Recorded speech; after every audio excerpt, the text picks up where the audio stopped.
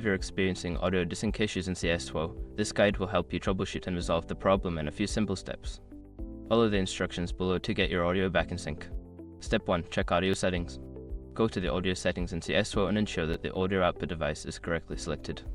Make sure the sample rate matches your system settings, as mismatched rates can cause desync. Step 2. Update audio drivers. Visit the website of your audio device manufacturer and download the latest drivers. Outdated drivers can lead to performance issues, including audio desync. Install the updates and restart your computer. Step 3. Adjust in-game settings. Lower the audio quality settings in CS2. Sometimes high-quality audio settings can strain your system, leading to desync. Test the game with lower settings to see if the issue persists. Step 4. Disable background applications.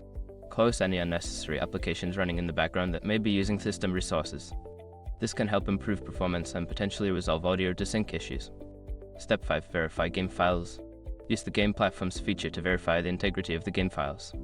This process will check for any corrupted or missing files and replace them, which may fix the audio desync problem. By following these steps, you should be able to resolve audio desync issues in CS2.